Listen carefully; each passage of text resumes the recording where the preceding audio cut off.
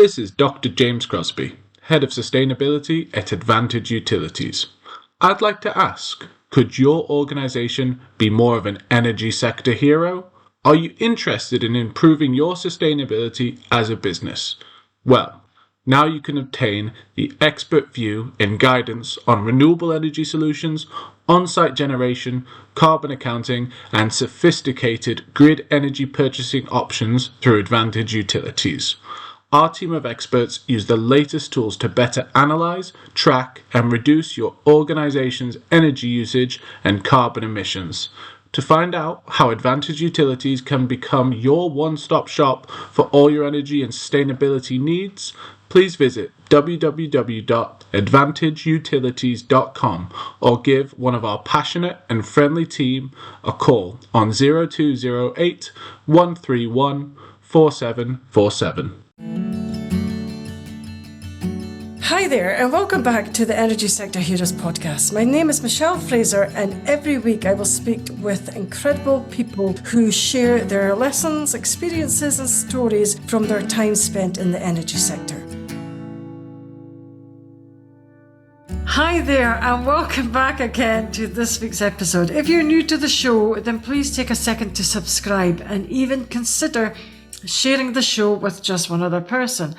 This week I'm joined by Dr. James Crosby Wrigley. James is Head of Sustainability for Commercial and Industrial Energy Supply and Usage at Advantage Utilities. James, would you like to introduce yourself? Thank you so much for having me on your podcast, Michelle. Look, you've had some really inspiring and incredible guests on in previous episodes. And it's great to be part of your catalogue, so to speak. Yeah, so my name's James. I'm head of sustainability at Advantage Utilities. We're a company based out of West London, mostly operating in the mainland UK, servicing some of more multinational pan-European clients. My particular role is to look at how people are purchasing their energy, specifically from the grid, and looking at ways that we can decrease the amount of carbon associated with these purchases, and also looking at ways that we can not only decrease the amount of carbon, but decrease the amount of cost that people are spending on their energy. That sounds amazing, and that does sound amazing. So, how has Advantage Utilities enabled businesses to reduce their energy costs? So I think it's really important to understand the origin of the company I work for and how it's evolved. So we started out as a company in 1998, and we were called Amber Utilities. That's not Abbey Utilities, and we renamed in 2001, and we've been Advantage Utilities since then. The origin of the company came out of the deregulation of the national grid supply into the market. So, like most companies at the time, started out as brokerage. Now, what's really important is the market's become more mature, and a lot of external factors have changed. We've had to adjust, and part of that adjustment is not just being able to get the best value on price, but also being able to adjust the service demands of our client base. So you can't just look at how much you're spending on energy. You've got to look at how much you're consuming, how much are you emitting, how are you complying legally with different factors such as ESOS, SECA, these different aspects. And that's how we as a company have progressed from being an energy consultant to an energy and net zero consultant by looking at the way that energy is consumed from different portfolios more granularly, and understanding the actual infrastructure and the opportunities that are present to them to decrease the amount of energy that they're purchasing from the grid. Okay, so why is that important then? So there's two really important things that I always say. Let's firstly look at the price of energy. So the price of energy is made of two main components. You've got your commodity cost, how much you're purchasing the gas or the power from the grid from, and then you've also got your non-energy costs, which is your transmission, distribution, and tax levies. These two key components form the end user bill to a portfolio. Now, what's really important is that's actually quite volatile. So if you have a look at, say, 2021 to 2023, we have 700% variation in the whole wholesale costs. So you could have had a historical normal bill of, say, 12 pence to 15 pence per kilowatt hour for your electricity. And in the height of 2022, that could have been as high as 70 to 80 pence per kilowatt hour. But then we also look at gas as well. Gas was historically around that 1 to 2 pence per kilowatt hour mark. And then in the middle of 2022, it got as high as almost 30 pence per kilowatt hour. So what we know is that it has come down. We're approaching somewhat normal levels of historical purchasing, but the non-energy costs have now gone up. So we're seeing a lot more taxes being put on, seeing more increased distribution and transmission charges because the national grid, well, you see, that is kind of in need of major infrastructural upgrades to cope with the additional power that's being demanded from things like EV charging, with things like electrification of heat, with just people wanting to develop new facilities. So the non-energy costs have had to go up. And as a result, now, even though we've seen a decrease in the wholesale value, we've seen a big increase in the non-energy costs so that we're still above historical norms. So the first thing is, how do we look to make sure that you can purchase your grid energy for the most competitive rate using the most competitive and sophisticated purchasing mechanisms available to the market? So that's one side. That's one thing. Look, energy is expensive and it's volatile. The second thing is that the grid is actually quite pollutive. It's still very pollutive. If you look at like UK greenhouse gas emission factors, UK electricity and gas is at 0.2 kilograms of CO2 per kilowatt hour, which is actually really quite energy intensive. So when you've got these three main components, which is electricity is expensive, electricity and gas is expensive, it's also quite volatile, and then it's also quite pollutive. We're trying to look at ways not to get off the grid, but decrease the exposure and carbon associated with those grid purchases. So that's why I do what I do. Okay. You sound very passionate about your current role. So what do you find is the most challenging aspects of it? Yeah, that's a really good question. It's mostly to do with resource allocation. And look, when you're looking to undertake a major infrastructural upgrade to your building or to your portfolio or to your origin of how you're obtaining your energy, there's always a cost. And every business has a set list of resources that they're able to tap into and able to use that for their company's growth or company's upgrades. So it's all about, the greatest challenge I find is communicating with businesses, talking to them through the opportunities that are available to them, talking them through the different costs associated and the benefits associated, and then being able to get into a position where businesses have allocated the necessary resources for the projects which I would be, or sorry, not me, which the team here, we're a team of 50 plus people, would be recommending. Okay, but that sounds amazing though. So what would you say was your zone of genius? What are you most good at? Maths. I'm not a brilliant mathematician. I'm a half decent mathematician, and I'm very good at connecting. Well, we as a business are very good at connecting dots. So what that means is you've got one area of spend, which is your energy, but then you've got your other areas, which is how are you seen publicly in your environmental and social and government environmental and social government incentives. Who's managing your carbon? Who's doing your invoicing, your balancing, and making sure that what you're being billed is correct. What we as a business are able to do, and what many businesses in the same industry as the one I'm in are able to do, is bring this all under one place so that you have a completely aligned energy strategy and an energy portfolio. It's like, say for example, you have a business and they're like, okay, I think I know how much I'm spending on energy, but now as part of that, I also need to be able to calculate my scope 2 emissions. So the scope 2 is the carbon associated with grid purchases. How do I know how to calculate that other than just putting in a simple correction factor? Because one form of gas is not the same as another form of gas, just like one source of power doesn't have the same amount of carbon as another source of power. So we're able to take, businesses such as Advantage Utilities are able to take this information and put it into a single point of calculation and single point of referencing, and establish that broad spectrum of, if you've got an energy question, if we don't have the answer, then we need to take a really good hard look at ourselves, because that's what we step out to do. And that sounds amazing as well. So what made you go into the sustainability? It's a really good question. So I'll tell you about a little bit about me. I'll take it all the way back to when I was doing my A levels. So I was really fortunate that there's two subjects I absolutely loved when I was doing my A levels. I studied economics, chemistry, and geology. I liked economics, I loved chemistry, and I loved geology. I was really fortunate that I went to a school that offered the opportunity to study geology. And it got to the point where I really couldn't decide between studying geology and studying chemistry. And I was really fortunate that the local university that was near where I lived, the University of Manchester, offered a course in geochemistry. So I got into geochemistry, which is the applied chemical analyses of the natural world. So, for example, that would be, say, like soils, it could be water streams, it would be actual rocks themselves. And I got really good exposure to a bunch of different types of analytical chemistry of the natural world. What really took my focus was when we do this research. So I really enjoyed doing it, and I started doing some research. I worked in a lab for a while, and we were analyzing peat deposits, and we were looking at the environmental impacts that were happening on peats.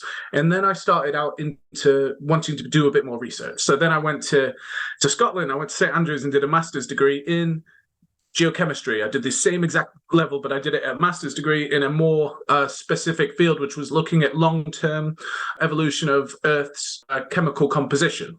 Particularly looked at diamond inclusion. So I've published a paper on the chemical composition of diamonds and what they can tell you about how the Earth has evolved. And that really took me by surprise how much I loved it. So I decided I wanted to do a PhD, and I got offered a fully funded, paid PhD studentship at the University of Cambridge, and studied there for 4 years, and really, really went into a lot more detail on 100 of million to billion year timescales of how the Earth has chemically evolved from the solid Earth and how that has interacted with the Earth's atmosphere. Now, the thing that got me into doing what I'm doing is that it's rubbish, right? Let's be honest, right? Climate change is real, and I'm not, with all due respect, not really here to discuss the science of climate change, here to say that it is present and that the environment is clearly changing. And I absolutely really respected all of the researchers that were doing this amazing work. And I thought to myself, we know that it's bad. We know that there's a lot of areas of improvement. So instead of continuing down a research path and publishing really insightful and useful information, what if I could actually get into a more direct role that actually involved the implementation of carbon reducing energy production technologies such as solar, wind, all these different renewable generators. And it's at that point when I graduated and finished my PhD that I thought, I want to go into sustainability. I want to go into energy consultancy specifically and work with businesses that are looking to reduce their carbon emissions and actually get involved in the more nitty-gritty details of how can we put carbon reducing technologies into businesses throughout the UK and actually make that tangible difference that I was craving. Okay. That sounds amazing. It was really intriguing how when you were talking about your PhD paper. I think that would be a really interesting subject. Yeah, so we took, look, don't need to go into too much detail, but what we did is we took diamonds from the Southern African region. And what's really important about diamonds is they're chemically really boring. They're really chemically boring. They're just made of carbon, and they've got a little bit of nitrogen. And if you get really lucky, they've got a bit of boron in there. Now, the interesting part of the diamond is the isotopes of carbon, and different isotopes have different origins. So if you can analyze those isotopes in that diamond, and then you can attribute those isotopic signatures to the origin of them, you can say what the main influencing factors were that form that diamond, and then extrapolate that more into Earth formation processes. Wow. So yeah. That is mind blowing. Actually, that is amazing.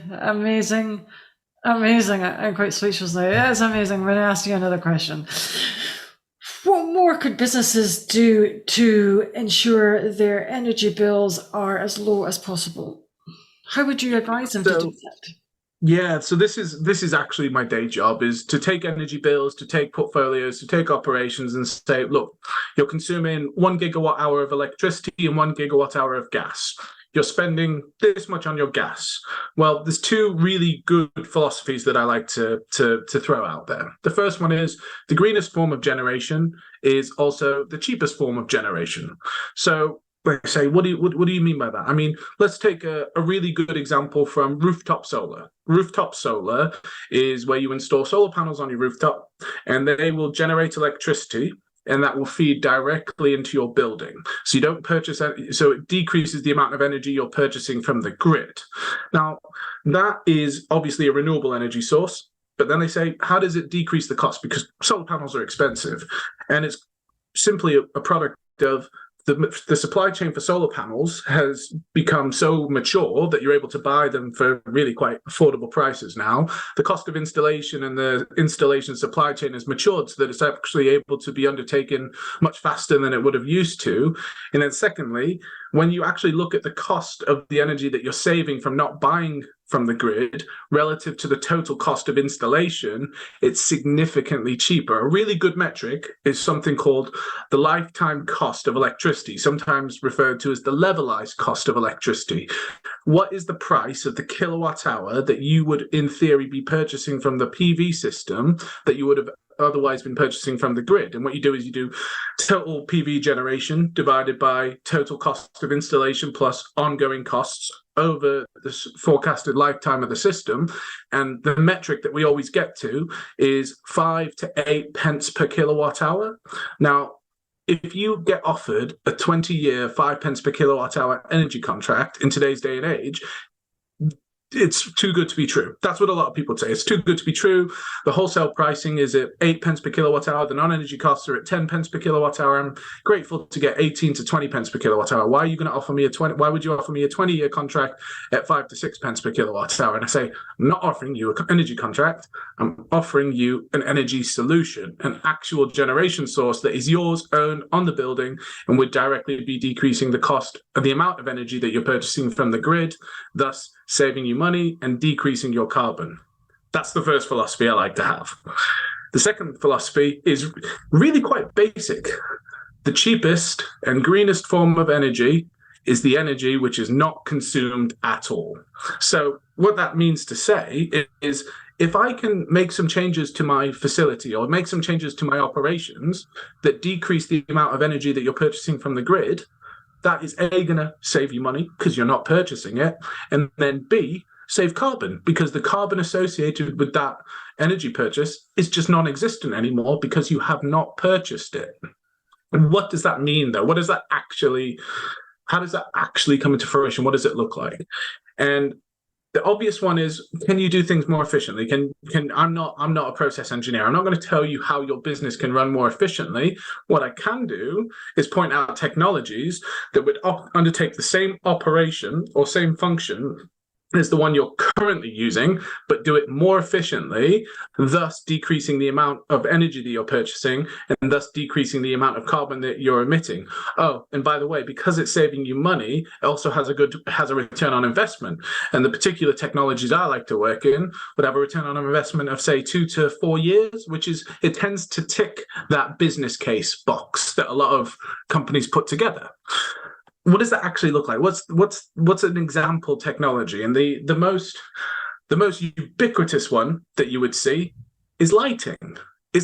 So if we look at LED lighting relative to fluorescent lighting, it's over 75% more efficient. Right? So if it's 75% more efficient, you're decreasing the amount of energy that you're purchasing associating with your lighting by 75%. For warehouses, where a huge amount of their energy just goes on their lighting, that's a huge proportion of their energy bill.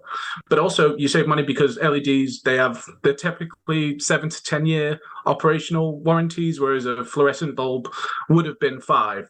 There's a new ban on fluorescent bulbs, so you can't even purchase those anymore. But that's a really ubiquitous example.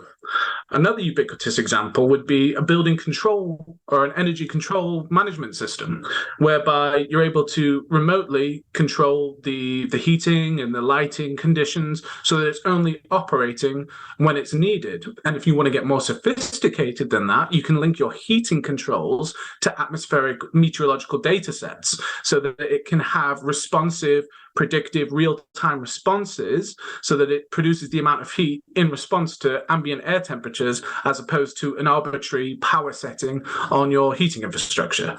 So that is how we try to decrease the amount that people are purchasing on energy, and how to decrease their carbon is by providing these two key philosophies and having real-world applications of technologies that fulfill those philosophies. And that sounds amazing as well. If you were going to advise a young graduate to come into the sustainability sector, how would they typically go about doing that?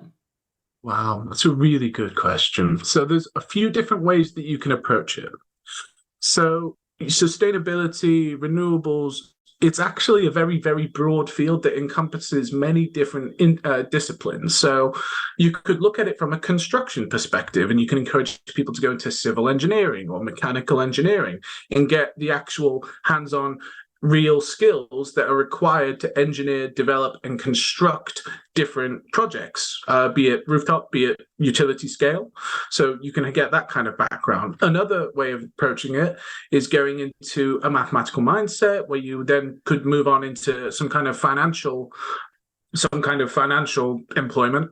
And that's where you need to be able to understand the technologies, but also then understand their business cases, and then understand how that would fit into a wider business and financial model, and be able to have that as a key cornerstone of what you're trying to achieve as a business, and knowing how that would fit into your business case.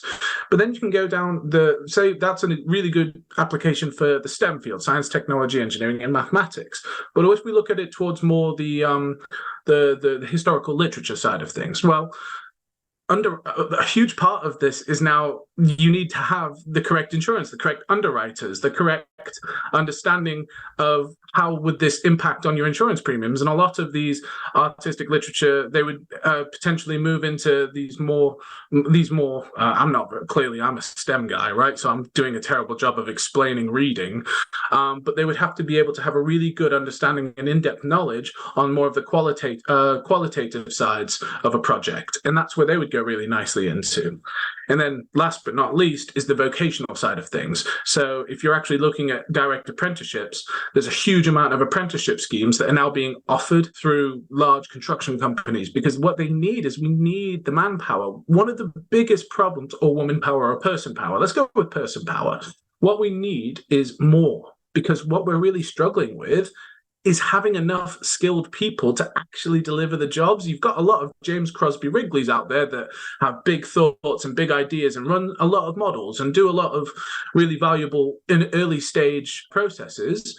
But what we actually need more of is the people delivering the projects. And fortunately, we do have more apprenticeship schemes. Say, for example, we're having more upskilling.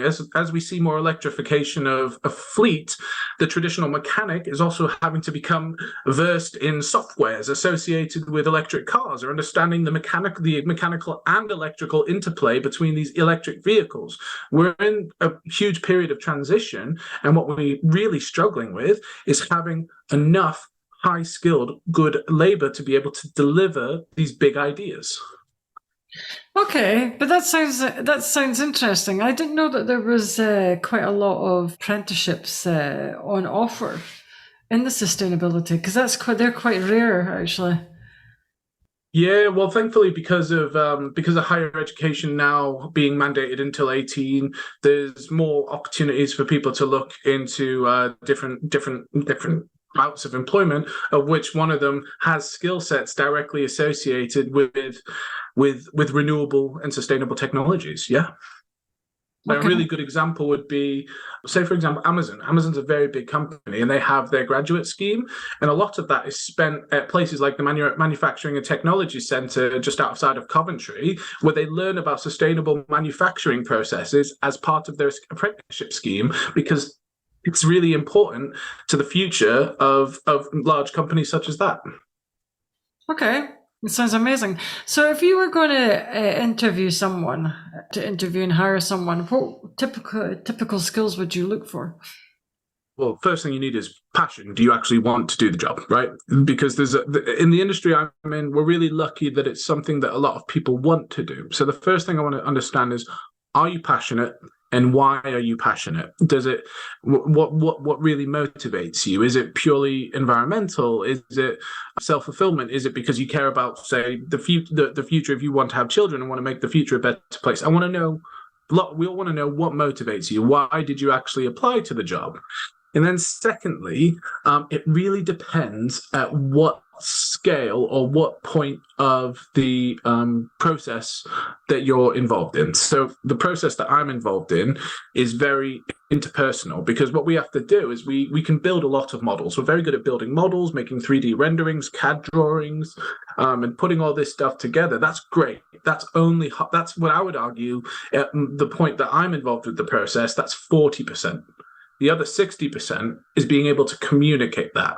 What I'm looking for is, do you have the ability to not only produce something that's really powerful and comprehensive, but also be able to explain it to someone that isn't a specialist in that area, but is very interested in having it as part of their portfolio? So I want to know, what are your communication skills like, in addition to what your passions are?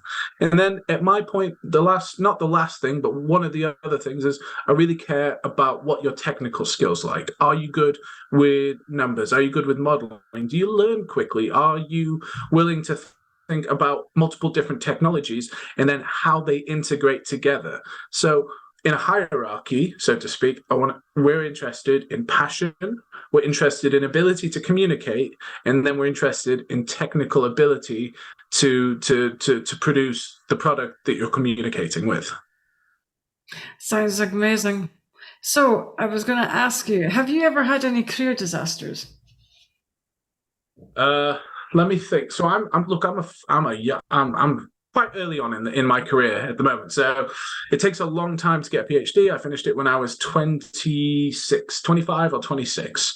I'm just approaching my 30th birthday. So I've been employed for approaching 3 years. Have I had any career disasters? Absolutely. Yeah, of course I have. I don't want to go into too many details, but when you're first starting out, that's where you really want to lean on the guidance of people that have more experience and have been there and done that and have had the exposure to different types of projects. I've made plenty of blunders in my time. I've made, this financial model, James, why have you used this input? That's completely changed the return on investment criteria. You'd be completely misselling and misleading a potential opportunity. And that would be a really bad result, not only for the business itself, but us as the consultant that's trying to work in the best interest of the client.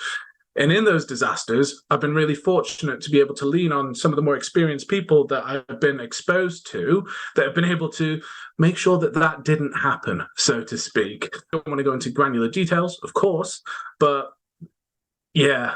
On a more macro level, the biggest disaster I ever faced was the energy crisis, right? The energy crisis was huge. So when we had the Russian invasion of Ukraine, everything went utterly insane. It just went insane. Everything, like some of the pricing we were seeing increased by over 400, 500, 600%.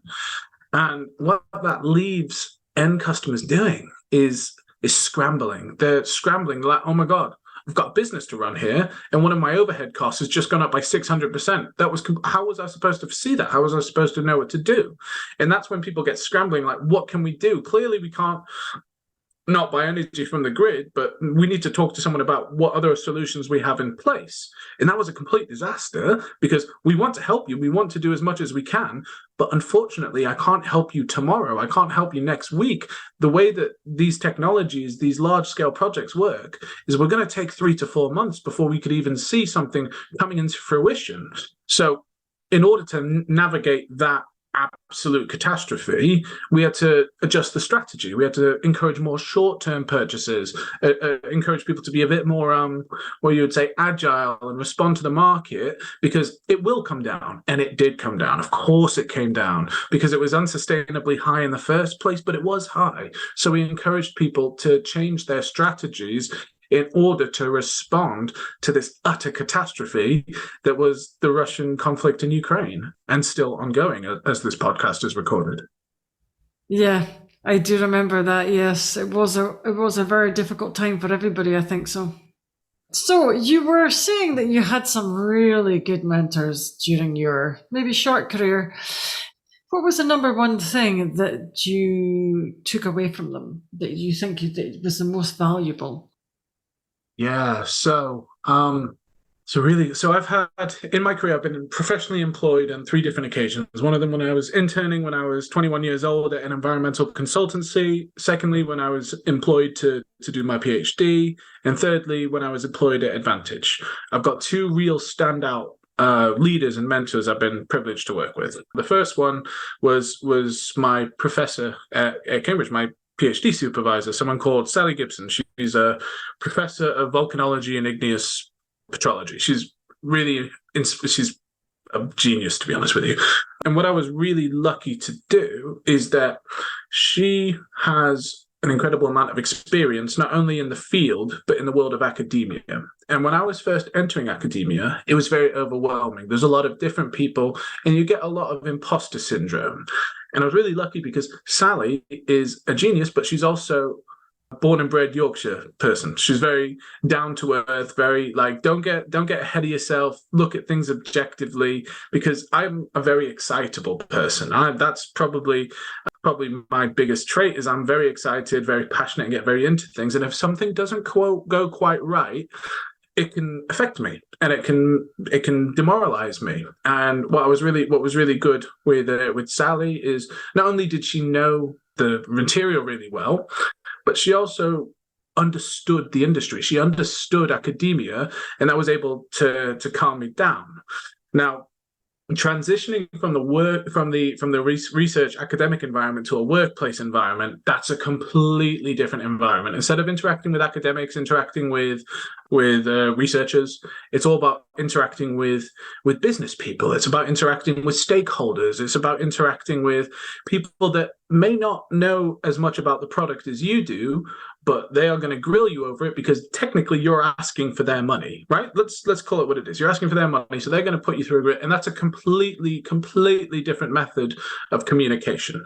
And I was really lucky that when I first started, he's still there, my commercial director, Tim, he is probably the most objective and pragmatic person I've ever met. He doesn't really get up and he doesn't really go down. But what he is he's very objective and very analytical. So say I was in a position where I was overwhelmed or I was a bit worried, he would basically say, James, just calm down. You know what you're on about. You know how the process works. You know, you're probably going to go in there and if you don't know more than the person you're talking to about, then you're not a very good consultant, let's be honest. So you're the person that knows. Take your time, be ready, as long as you're prepared. And then he's got 1,000,001 phrases, but it was always just be ready and be prepared and keep it calm. You'll do yourself more harm than they will ever do. So I've been really lucky that the mentorship I've had has been a very grounding mentorship. It's been a very calming one. It's been a, James, you're going to overexcite yourself. Let's bring you down and let's make sure that you're level and ready to give a clear message, deliver a message in a calm, composed way. So I've been lucky to have quite objective and level-headed mentors to date. I think so too. And they both sound amazing, actually. So is there anything else that you still want to achieve in your career then? Huge amounts. Yeah, so huge amounts. I'm really excited for how technology is developing, right? So we've got our bread and butter renewables, right? We've got wind that's developing. We've got solar PV. We've got hydro. We've got all these different forms of generation. What I'm really excited for is how the technologies develop, become more efficient, become more affordable, become more widespread. But then I'm also quite excited to see how the regulation is going to evolve, because we're really lucky that in the renewable energy space, we're seeing a lot of the taking back of red tape. A really good example would be permitted development rights.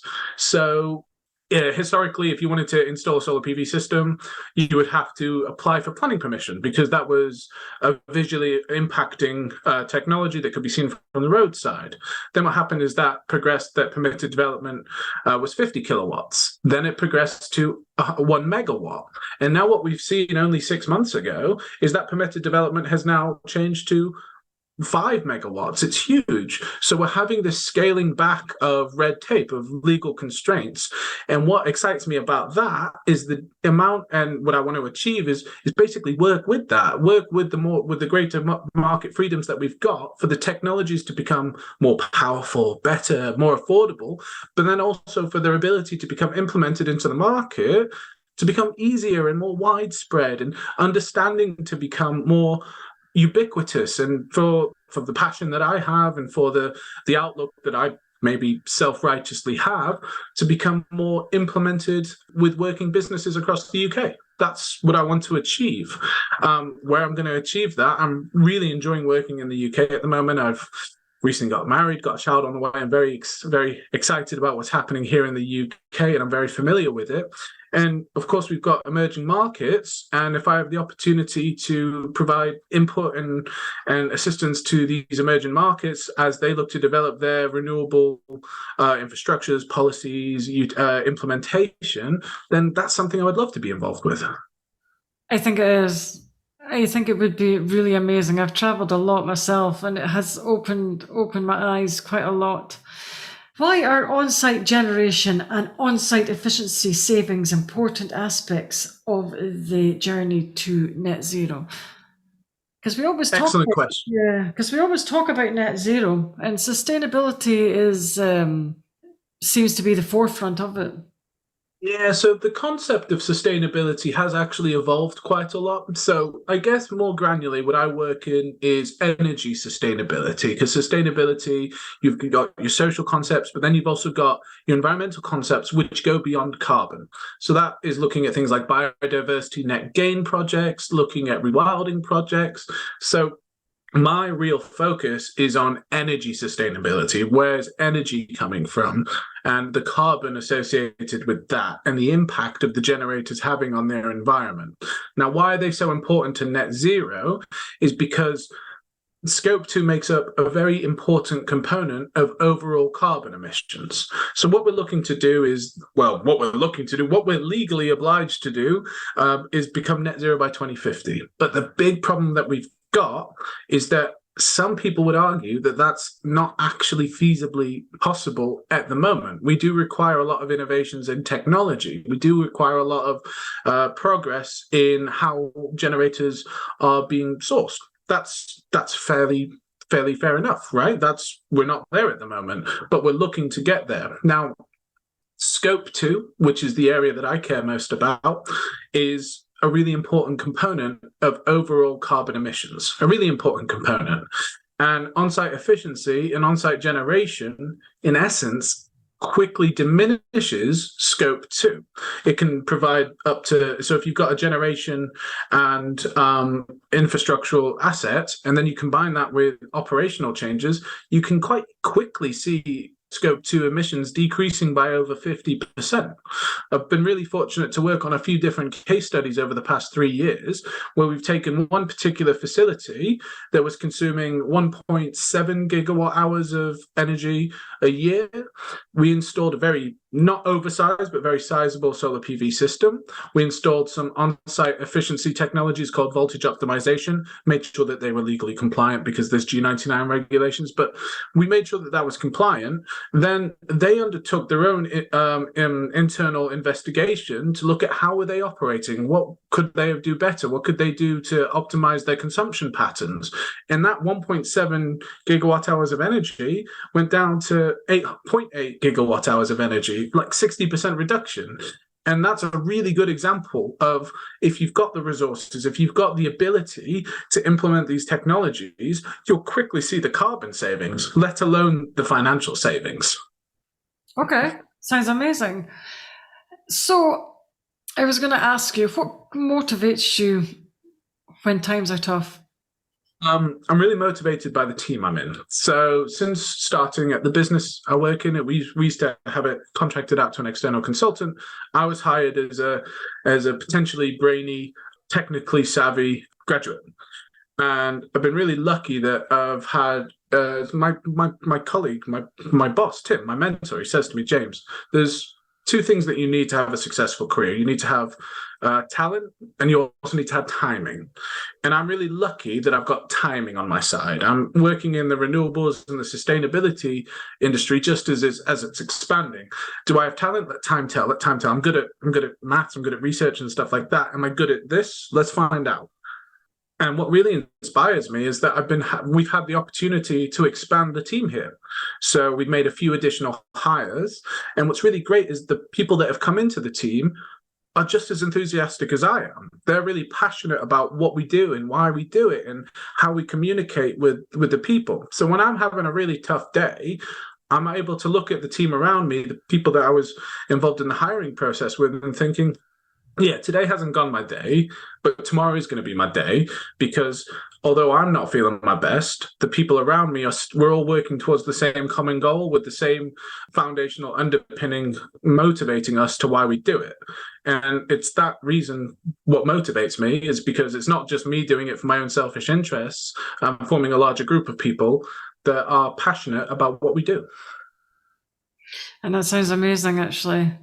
So what is the best thing about your job then? Yeah, here's a really good one. Okay, so I'm about to become a first-time father, right? So I'm due to have I'm due to become a first-time father quite soon. I'd always thought of when I was doing my studying, when I was learning about climate change, and when I went into the industry I work in, my motivating factors were always quite selfish. I was like, I want to do this for me. I want to feel good about myself. I want to feel like I'm working towards a common goal. Now, got my child on the way, right? I've got undeniably the environment will be worse as they grow up compared to when I grew up. That's just the same way that the environment that we grew up in, the natural environment, was worse than the ones our parents grew up in. That's kind of how it's evolved, and that's fine. Well, it's not fine, but that's how it is. And it's the first time I work on long-term projects, which typically are scheduled to exist for 20 to 25 years. I'm about to start my first project, which I'm hoping will outlive me. That's the plan. And I would like it such that the projects I'm working on today will become beneficial to the future generations, and that the future generations see the work that's being undertaken by anyone in the sustainability field and sees its value, sees its worth, and wants to continue the work that's being done as we look to improve our environmental impact. Okay, that's noble. That's very noble. It is amazing how technology, you think about the technology that we're implementing just now can and will outlast us. Yeah, and eventually it'll become the key thing is I just want to make sure that the projects that I'm implementing and advising on, which are due to last, which are forecasted to be effectively operational for the next 20 to 25 years, it doesn't become a point in about 10 years' time that those technologies are actually completely redundant, because the cost of replacing them with new components far outweighs the benefit of leaving them in there, because then you've kind of lost the point of why you did it in the first place. So I need to be really careful that when we are implementing these new projects, that those projects are sustainable relative to the wider innovation that the industry is seeing. Excellent. So I was going to ask you, what advice do you have any new graduates coming into the energy sector? The energy sector is an absolutely vast industry, right? It's huge. It's absolutely huge. There's so many areas that you could look to go into as part of it. And what I would say is, don't let perfect be the enemy of very good. There's a lot of very good companies out there that are doing a lot to improve the environmental impact that they're undertaking, but they're wildly not perfect. We are absolutely nowhere near perfect in terms of our environmental impacts and the way that we're operating. But the companies, if a company is genuinely concerned genuinely looking to do the right thing, then don't let perfect be the enemy of very good. Join the company, work towards those goals, work towards those ambitions, and make sure that you're being a good input on the evolution towards sustainability of these larger energy companies, because they are trying. In fact, look at the largest energy companies in the world, the largest oil and gas companies in the world are also some of the largest renewable energy developers in the world, right? That's a very good thing to do. Are they perfect? No. Join these companies, make sure that they're operating sustainably, both financially and environmentally, and look to be part of the transition towards an even better version of very good. Excellent advice. So I'm going to ask you a question, one final question. And I ask this to everybody. If you could turn back time, what advice would you give to your younger self? Follow what interests you. Because follow what interests you. You have to do a job potentially 5 days a week for the next 50 years, 60 years potentially, depending on how pension schemes work. I don't know. We have to work. That's the product of the environment we live in. If you're going to work, make sure you do something that you don't hate. Make sure you do something that you borderline like. And if you get really lucky, do something you actually like, as long as you're interested in it. And that's what I did. That's what I did. I always followed what really interested me. In fact, it almost broke me down, because I could have been a chemist, I could have been a geologist. Very clear pathways. Geologists go into mining, chemists go into chemistry stuff, like working at pharmaceutical companies, working for chemical processors, right? I followed what was interesting to me, but there was no clear goal at the end of it. But I was really lucky that I fell on my feet, because what I was interested in just so happened to be an employable industry. Excellent advice. So that's all the questions I have today. I would like to thank James for your time. That brings us to the end of another episode. Thanks for listening, and see you next week. That brings us to the end of another episode. Thanks for listening. If you enjoyed the show, I'd like to gently encourage you to leave a 5-star rating wherever you listen to podcasts, and share the show with another person. You can also follow me on LinkedIn or via my website, www.michellefraserconsultancy.com. Thanks again for listening, and see you next week.